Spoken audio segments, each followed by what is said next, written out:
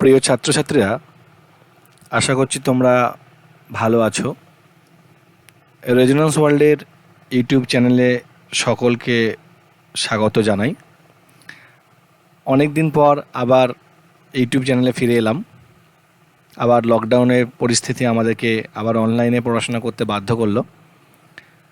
আজকে আমি তোমাদের দ্রবণ যে চ্যাপ্টারটা আছে সলিউশন, সেই চ্যাপ্টারের যে মূল থিম অর্থাৎ কোয়ালিটেটিভ প্রপার্টিজ, সংখ্যাগত ধর্ম, সেই সংখ্যাগত ধর্ম নিয়ে একটা ভিডিও তোমাদেরকে দেখাবো। তোমরা গোটা ভিডিওটা সম্পূর্ণরূপে মন দিয়ে দেখবে।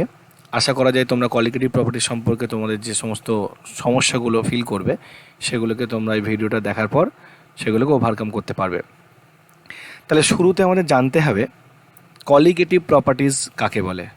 আর একটা কথা, তোমরা যারা এখনও আমার চ্যানেল সাবস্ক্রাইব করোনি তারা অবশ্যই এই চ্যানেল সাবস্ক্রাইব করবে এবং পাশে থাকা বেল আইকনটাকে প্রেস করবে, যাতে তোমরা নতুন ভিডিও আপলোড করলেই সাথে সাথে তার নোটিফিকেশন পেয়ে যাও এবং সাথে সাথে সেগুলোকে দেখে নিতে পারো। কোয়ালিটেটিভ প্রপার্টিজ কাকে বলে, তার ডেফিনেশনটা কী সেটা আমাদের জেনে নেওয়ার দরকার আছে। What is the definition of qualitative properties? দেখো, দ্রবণের অনেক রকম ধর্ম থাকতে পারে। তার মধ্যে যে সকল ধর্মগুলো দ্রবণে উপস্থিত দ্রাবের কণার সংখ্যার ওপর ডিপেন্ডেন্ট, সংখ্যার উপর, এই কথাটা মনে রাখতে হবে। দ্রাবের কণার সংখ্যার উপর নির্ভরশীল, দ্রাবের প্রকৃতির উপর নির্ভরশীল নয়, তাদেরকে সংখ্যাগত ধর্ম বা কোয়ালিটেটিভ প্রপার্টিজ বলে। ব্যাপারটা কেমন? দ্রাবের কতগুলো কণা আছে, 10টা না 20টা না 500টা না 1 কোটি নাকি অ্যাভোগাড্রো সংখ্যক, তার উপর নির্ভর করে। কিন্তু কোন দ্রাব, সেটা চিনির কণা নাকি গ্লুকোজের কণা নাকি ইউরিয়ার কণা, এর উপরে অর্থাৎ দ্রাবের প্রকৃতি, দ্রাবটা কি, তার উপর নির্ভর করে না। তাদেরকে আমরা বলবো কোয়ালিটেটিভ প্রপার্টি। একটা নির্দিষ্ট দ্রাবকের ক্ষেত্রে কথাটা প্রযোজ্য, একটা নির্দিষ্ট দ্রাবকের ক্ষেত্রে কথাটা প্রযোজ্য। এবার কোয়ালিটেটিভ প্রপার্টি যদি আমরা বুঝতে চাই তার আগে একটা এক্সাম্পল দিলে কোয়ালিটেটিভ প্রপার্টি বোঝা যাবে। দেখো, 3টে আমি পাত্র নিয়েছি। মোটামুটি পাত্রগুলো আয়তন সমান, পাত্রগুলো আয়তন সমান না হলেও কোনো সমস্যা নেই। 3টে পাত্রে আমি 1 লিটার করে জল নিয়েছি। 3টে পাত্রে একই পরিমাণ দ্রাবক আছে, 1 লিটার জল আছে। এখানে যে দ্রবণটাকে আমরা ব্যবহার করব সেই দ্রবণে একটা বিশেষ বৈশিষ্ট্য আছে। সেই দ্রবণ, তোমরা জানো দ্রবণ মানে দ্রাবক প্লাস দ্রাব। যে দ্রাবটা, দেখো, যে দ্রাবটা আমরা ব্যবহার করব সেই দ্রাবের একটা বৈশিষ্ট্য আছে। বৈশিষ্ট্য হচ্ছে দ্রাবকে হতে হবে কঠিন, অনুদ্বায়ী অর্থাৎ সে বাষ্পীভূত হবে না, এবং সেই দ্রাবটা নিজের অণুগুলোর মধ্যে সংযোজন বা বিয়োজনযোগ্য নয়। যেমন ধরো আমরা লবণ ব্যবহার করলাম NaCl, তাহলে NaCl ব্যবহার করলে NaClকে জলে দিলে কিন্তু NaCl ভেঙে গিয়ে Na+Cl- তৈরি করবে, মানে বিয়োজনযোগ্য, আয়নিত হয়ে যাবে। কিন্তু আমরা এমন দ্রাব ব্যবহার করব যারা বিয়োজনযোগ্য নয়, যারা ডাইমার বা ট্রাইমার বা টেট্রামার তৈরি করে না অর্থাৎ সংযোজনযোগ্য নয়, যারা কঠিন, যারা অনুদ্বায়ী। এমন দ্রাব কারা না, আমরা মূলত 3টে নিই: চিনি, গ্লুকোজ এবং ইউরিয়া। চিনি, গ্লুকোজ এবং ইউরিয়া, চিনি, গ্লুকোজ, ইউরিয়া। এখন মনে করা যাক যে আমি এই পাত্রে 342 গ্রাম চিনি দ্রবীভূত করলাম, এই পাত্রে আমি 60 গ্রাম ইউরিয়া দ্রবীভূত করলাম, আর এই পাত্রে আমি 180 গ্রাম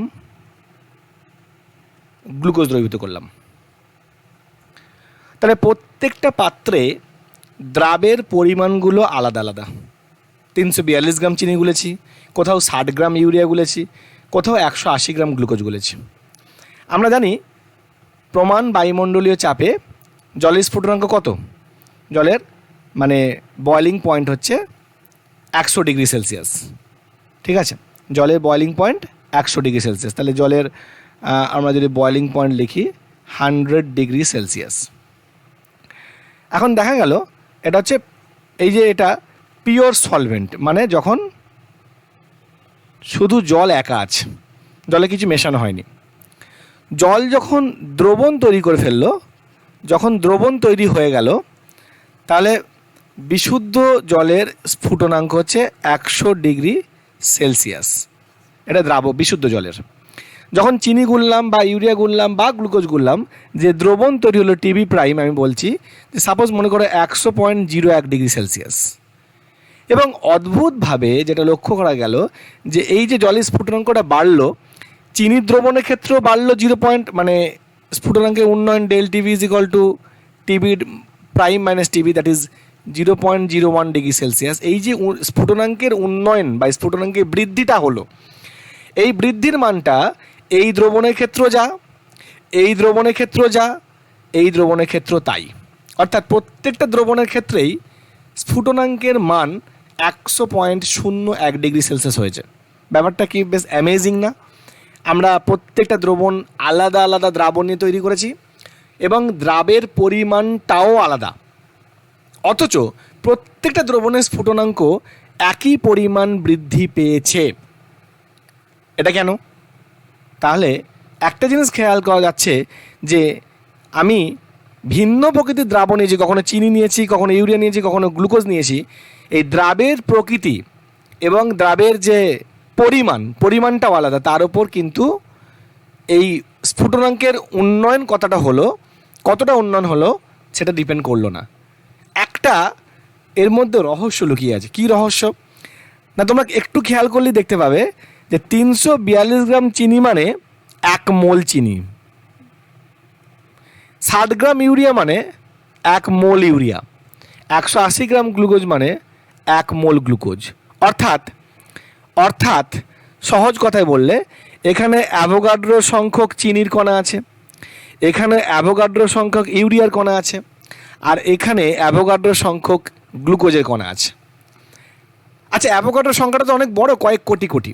ধরে নাও অ্যাভোগাড্রো সংখ্যাটা 100, তাহলে এখানে 100খানা চিনির অণু আছে, এখানে 100খানা ইউরিয়া অণু আছে, এখানে 100খানা গ্লুকোজ অণু আছে। প্রত্যেকটা দ্রবণে দ্রাবের কণার সংখ্যা সমান 100 100 100।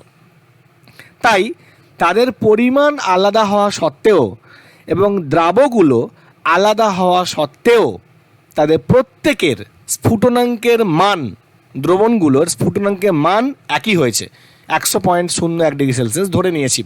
অর্থাৎ প্রত্যেকটা দ্রবণের স্ফুটনাঙ্কের উন্নয়ন 0.01 ডিগ্রি সেলসিয়াস সবার ক্ষেত্রে সেম হয়েছে। তার মানে এই যে স্ফুটনাঙ্কের উন্নয়নটা হলো, এই স্ফুটনাঙ্কের উন্নয়নটা দ্রাবের প্রকৃতি উপর নির্ভর করলো না। কার উপর নির্ভর করলো? দ্রাবের কণার সংখ্যার উপরে।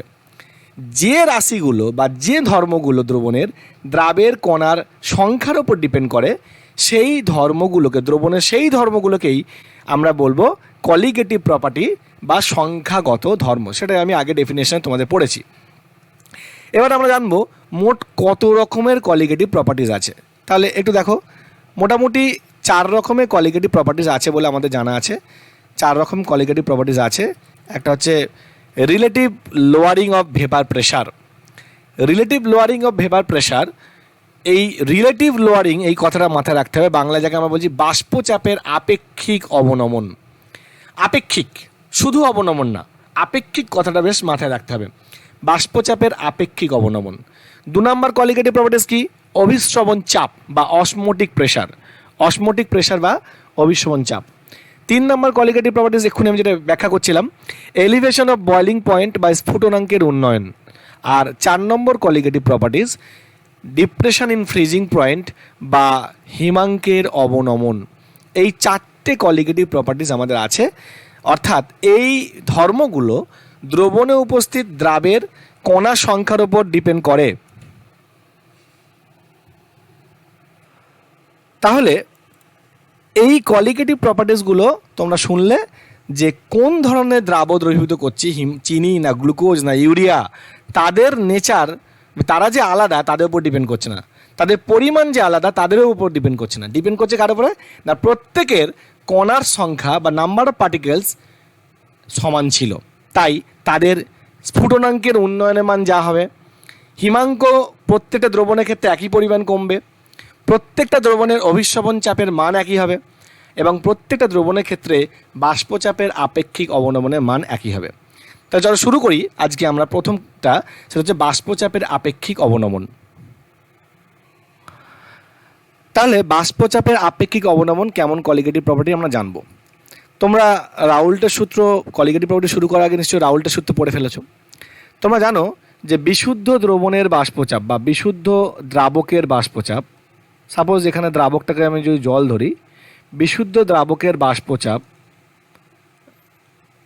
মনে করো P0, আর দ্রবণের বাষ্পচাপ, দ্রবণ মানে অবশ্যই সেই দ্রবণটা হতে হবে এমন দ্রাবণীয় যে দ্রাবটা কি, যে দ্রাবটা হচ্ছে অনুদ্বায়ী, কঠিন, তড়িৎ, অবিশ্লেষ্য, অর্থাৎ বিয়োজিত হয় না বা সংযোজিত হয় না।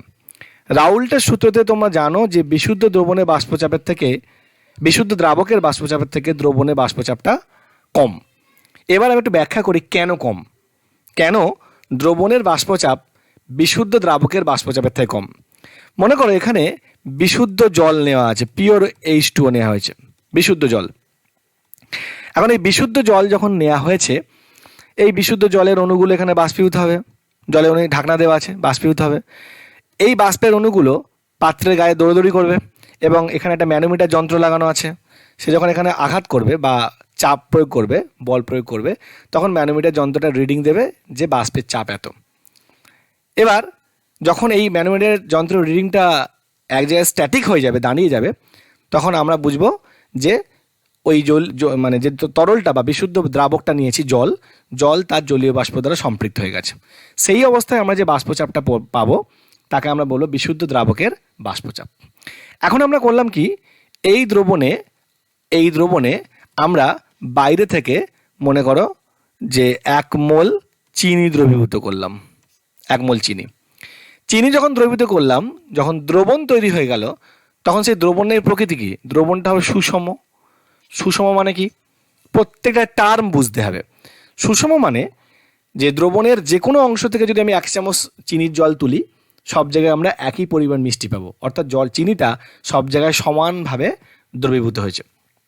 তাই যদি হয়, তাহলে যখন দ্রবণ তৈরি হয়ে যাবে, তখন উপরিতলে একদম শুরুতে কি ছিল, একদম শুরুতে শুধুমাত্র জলের অণুগুলো ছিল উপরিতলে। আর তোমরা জানো বাষ্পায়নটা উপরিতল থেকে হয়। কিন্তু যখন চিনি দ্রবীভূত করে দেওয়া হলো, তখন উপরিতলে কিছুটা, এখন কিছু অংশ এখন চিনির অণু দ্বারা অধিকৃত। মনে করে এই মানে গ্রিন কালার বা ব্লু কালারগুলো, একটু আকাশি কালারগুলো একটু চিনির পার্টিকেল, আর পিঙ্ক কালারগুলো হচ্ছে ওয়াটার পার্টিকেল। এখন চিনি যেহেতু অনুদ্বায়ী বা বাষ্পীভূত হবে না, তাহলে চিনির পার্টিকেলগুলো বাষ্পে পরিণত হবে না, শুধুমাত্র জলের অণুগুলোই বাষ্পে রূপান্তরিত হবে এইগুলো। ফলে এখন বাষ্পায়নের হার কমে যাবে, কম বাষ্প উৎপন্ন হবে। যখন বিশুদ্ধ দ্রাবক ছিল, উপরিতলে শুধু দ্রাবকের অণু ছিল, তারাই বাষ্পীভূত হচ্ছিল। কিন্তু যখন দ্রবণ তৈরি হয়ে গেল, কিছু দ্রাবের অণু উপরিতলে জায়গা দখল করলো, ফলে তারা যেহেতু বাষ্পীভূত হবে না, তারা অনুদ্বায়ী, তাই দ্রাবকের অণুগুলো যেহেতু শুধু বাষ্পীভূত হবে, তাহলে বাষ্পায়নের হার কমে যাবে, বাষ্পচাপের মানটাও কমে যাবে। তাহলে দ্রবণের বাষ্পচাপ সবসময় বিশুদ্ধ দ্রাবকের বাষ্পচাপের থেকে কম। এখন এই বাষ্পচাপের আপেক্ষিক অবনমন সংক্রান্ত রাউল্টের সূত্র কি আছে আমরা দেখে নিই। বাষ্পচাপের আপেক্ষিক অবনমন সংক্রান্ত রাউল্টের সূত্র কি আছে, রাউল্টস ল। রাউল্টস বলছে যে কঠিন, অনুদ্বায়ী, সংযোজিত বা বিয়োজিত হয় না এমন দ্রাবের লঘু দ্রবণের, আচ্ছা, রাউল্টের সূত্র বলছে যে দ্রবণে উপস্থিত যে দ্রাবক আছে, সেই দ্রাবকটাই তো বাষ্পীভূত হচ্ছে, দ্রবণের দ্রাব বাষ্পীভূত হচ্ছে না। এখন দ্রবণের বাষ্পচাপ যদি P হয়, আর দ্রবণে থাকা দ্রাবকের মূল ভগ্নাংশ যদি x1 হয়, দ্রাবকের মূল ভগ্নাংশ x1, দ্রাবের মূল ভগ্নাংশ x2, x1 + x2 = 1, তাই রাউল্টের সূত্র অনুযায়ী P ভ্যারিজাস x1। তাহলে ভ্যারিজাস সাইন তুলতে গেলে আমরা একটা কনস্ট্যান্ট দিয়ে গুণ করি, তাহলে P = P0 × x1, যেখানে P0টা কি, P0টা হচ্ছে বিশুদ্ধ দ্রাবকের বাষ্পচাপ, অর্থাৎ যখন দ্রাবকটাতে কোনো কিছু মেশানো হয়নি, বিশুদ্ধ দ্রাবকের বাষ্পচাপ অর্থাৎ বিশুদ্ধ জলের বাষ্পচাপ। তাহলে P is equal to p zero into x one. এখন তোমরা জানো যে P less than P zero. আমরা কি পড়ছি? বাষ্পচাপের আপেক্ষিক অবনমন একটি কলিগেটিভ প্রপার্টি, এটা পড়তে চাইছি। আচ্ছা, আমরা এখানে যে রিলেশনটা পেয়েছি x one plus x two equal to one, তাহলে এখান থেকে লিখতে পারি যে x one is equal to one minus x two. তাহলে আমি যদি এই ইকুয়েশনটায় বসাই, 1 নম্বর ইকুয়েশন যদি বসাই, p is equal to p zero into one minus x two, এখান থেকে p is equal to p zero minus p zero into x two. এখান থেকে এটা করতেই পারি যে আমরা কি করলাম না, p zero minus p is equal to p zero into x two, that is del p. Del P মানে কি? ডেল পি মানে হচ্ছে বাষ্পচাপে অবনমন। ছিল পি জিরো, হয়েছে পি, তাহলে কমেছে কত? Del p. ঠিক আছে, তা del P is equal to p zero into x two. আচ্ছা, আপেক্ষিক অবনমন মানে কি? পি জিরোতে কমেছে ডেল পি, তাহলে একে কমেছে কত? Del P by p zero. তাহলে আমরা এই পরের লাইনে করছি del P by p zero সমান এক্স টু। এক্স টুটা কি? এক্স টুটা হচ্ছে দ্রাবের মোল ভগ্নাংশ। আচ্ছা, এই এক্স টুটা দ্রাবের মোল ভগ্নাংশ, কিন্তু কোন ধরনের দ্রাব? অর্থাৎ চিনি না গ্লুকোজ না ইউরিয়া, সেটা কি এই ইকুয়েশন থেকে বোঝা যাচ্ছে? এই ইকুয়েশন থেকে এটা বোঝার কোনো অপশন নেই যে ওটা কী ধরনের দ্রাব, জাস্ট বোঝা যাচ্ছে যে ওটা একটা দ্রাব।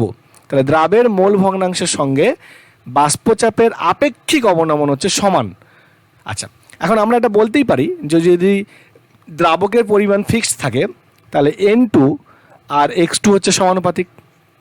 যদি দ্রাবকের আপেক্ষিক পরিমাণ মানে N1 যখন কনস্ট্যান্ট, তখন আমরা এটা বলতেই পারি যে N2 ভ্যারিজাস X2।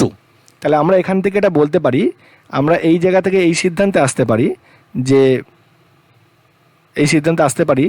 যে del P by P not is ভ্যারিজাস N2, অর্থাৎ del P by P not বাষ্পচাপের আপেক্ষিক অবনমন দ্রাবের মোল সংখ্যার সঙ্গে সমানুপাতিক। N2 মানে কি? দ্রাবের মোল সংখ্যা। একটা কথা তোমরা শুনে নেবে, এই পুরো চ্যাপ্টারে আমরা একটা নোটেশনস ইউজ করব। যেখানে আমরা 1 ইউজ করব সেটা দ্রাবক বোঝাবে, আর যেখানে আমরা 2 ইউজ করব সেটা দ্রাবকে বোঝাবে।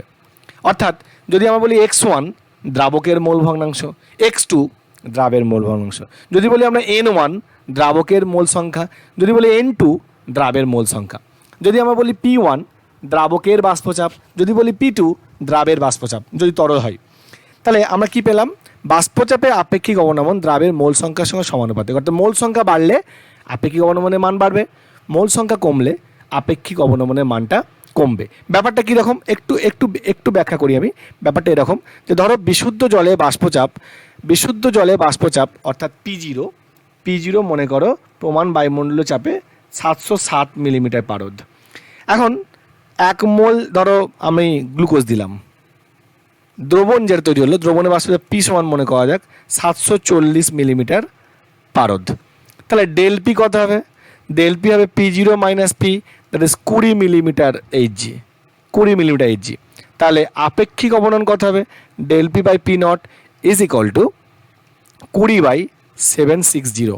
এটা কোনো ইউনিট থাকবে না, তাহলে এটাকে আমরা বলছি আপেক্ষিক অবনমন। অ্যান্ড এই আপেক্ষিক অবনমনটা কি না দ্রাবের মোল সংখ্যার সঙ্গে সমানুপাতিক। এখন দ্রাবের মোল সংখ্যার সঙ্গে সমানুপাতিক কোন ধরনের দ্রাব তার কি প্রকৃতি কিছু উল্লেখ নেই। যারা মোল সংখ্যার সঙ্গে সমানুপাতিক, যারা মোল সংখ্যার উপর নির্ভর করে, যারা প্রকৃতির উপর নির্ভর করে না, তাদেরকে আমরা কি বলি? Colligative property. সুতরাং বাষ্পচাপে আপেক্ষিক অবনমন একটি কলিগেটিভ প্রপার্টি। বাষ্পচাপের আপেক্ষিক অবনমন একটি কলিগেটিভ প্রপার্টি। এইবার আমরা দেখব যে এখান থেকে আমরা কলিগেটিভ প্রপার্টি পড়বো কেন। এটা একটা বড় প্রশ্ন তো, যে why we read colligative property. আমাদের কি দরকার কলিগেটিভ প্রপার্টি সম্পর্কে আইডিয়া নিয়ে? কোনো দরকার কি আছে আমাদের? কলিগেটিভ প্রপার্টি জেনে আমার লাভটা কী হবে? লাভটা এটাই যে ধরো আমরা কোনো একটা আননোন দ্রাব পেলাম, অজানা দ্রাব, আননোন সলভেন্ট, আননোন সলিউট, ধরো একটা প্রোটিন মলিকিউল।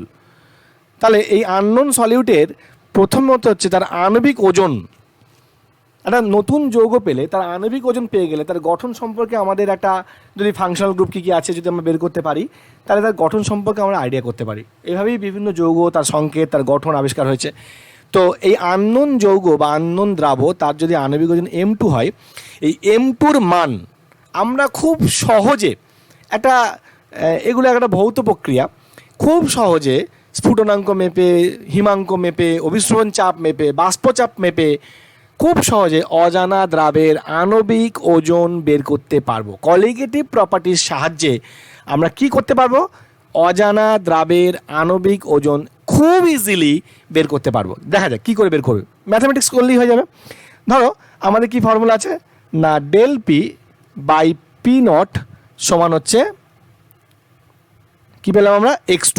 আচ্ছা x2 সমান কি না, n2 by n1 plus n2। এখন যদি দ্রবণ খুব লঘু হয়, দ্রবণ যদি খুব লঘু হয়, যদিও লঘু দ্রবণের ক্ষেত্রেই রাউল্টের সূত্র প্রযোজ্য, তাহলে আমরা কি বলতে পারি যে n1টা n2 থেকে অনেক বড়, অর্থাৎ দ্রাবকের পরিমাণ দ্রাবের তুলনায় খুব বেশি, যার জন্য দ্রবণটা খুব লঘু। তাহলে n1 যদি n2 থেকে খুব বড় হয়, আমরা একটা অ্যাজাম্পশন করতে পারি যে n1 n2 প্রায় ইজ ইকুয়াল টু n1। তাহলে আমাদের ইকুয়েশন কী দাঁড়াবে, n2 বাই n1। এখন তোমরা জানো n is equal to W by M, অর্থাৎ প্রদত্ত ভর বাই আণবিক ওজন। এটা তোমাদের জানা আছে যে n is equal to W by M, n is equal to W by M, প্রদত্ত ভর যে কোনো যৌগের বাই আণবিক ওজন। ঠিক আছে, মোল সংখ্যা বের করার সহজ ফর্মুলা। তাহলে n2 সমান কী হবে, n2 সমান হবে W2 বাই M2, n1 সমান কী হবে, W1 by M1 is equal to del P by P not. এখান থেকে আমরা এটাও লিখতে পারবো del P by P not is equal to W2 M1 by W1 M2। এই যে ইকুয়েশনটা আমরা পেলাম, এই ইকুয়েশনে আমার W2 আমার জানা, খুব ভালো করে দেখো, W2 মানে অজানা দ্রাবের কি পরিমাণ আমি নেব, কি পরিমাণ আমি দ্রবীভূত করব, সেটা তো আমরা ক্যালকুলেট করতেই পারবো। দ্রাবকটা আমার চেনা, জল নিলাম, বেঞ্জিন নিলাম, টলিউড নিলাম, যে কোনো দ্রাবক তার আণবিক ওজন পেয়ে যাব।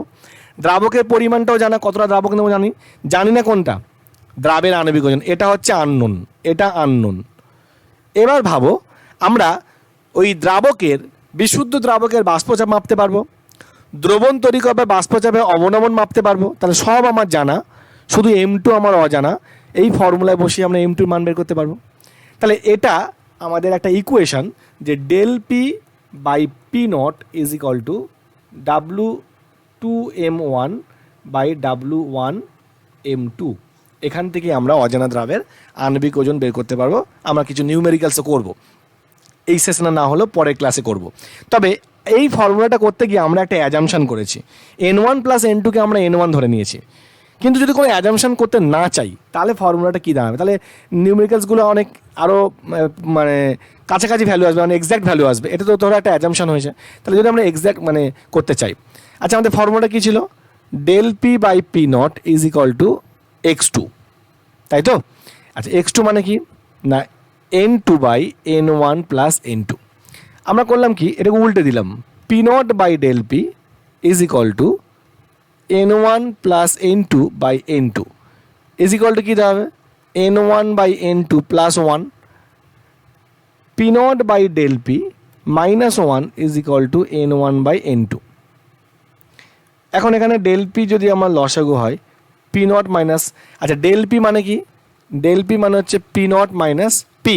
তাহলে এখানে বসিয়ে দিলাম P not minus p is equal to W1 by M1 by W2 by M2। এখান থেকে কী পাবো, পি নট কেটে যাবে। তাহলে পি বাই ডেল পি সমান কী দাঁড়াবে, W1 M2 by W2 M1। দেখো এই ইকুয়েশনটার সঙ্গে আগের ইকুয়েশনটা একটু পার্থক্য আছে। আগের ইকুয়েশন কী ছিল, আগের ইকুয়েশন ছিল del P by P not is equal to W2 M1 by W1 M2, এই তো? তাহলে এই ইকুয়েশনের সঙ্গে এই ইকুয়েশনের বেসিক ডিফারেন্স কি না, এদিকটা উল্টে গেছে, কিন্তু এইদিকে পুরো উল্টে যায়নি। Del P by P not ছিল, এখন কিন্তু p by del p, p আর পি নট কিন্তু আলাদা। পি নট মানে বিশুদ্ধ দ্রাবক, বিশুদ্ধ দ্রাবকের বাষ্পচাপ, আর পিটা হচ্ছে দ্রবণের বাষ্পচাপ। পি হচ্ছে দ্রবণের বাষ্পচাপ, পি নট হচ্ছে বিশুদ্ধ দ্রাবকের বাষ্পচাপ।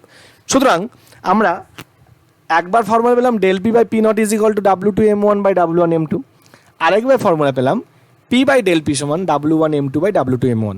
যে কোনো একটা ফর্মুলা ব্যবহার করে আমরা নিউমেরিক্যালসগুলো করতে পারি এবং করে আমরা অঙ্কগুলো করতে পারি। খুব সহজেই আমরা অজানা দ্রাবে আণবিক ওজন বের করতে পারবো, দ্রবণের স্ফুটনাঙ্ক, এই দ্রবণের বাষ্পচাপ কত হলে বের করতে পারবো খুব সহজে। আশা করছি তোমরা এই পর্যন্ত বুঝতে পেরেছো।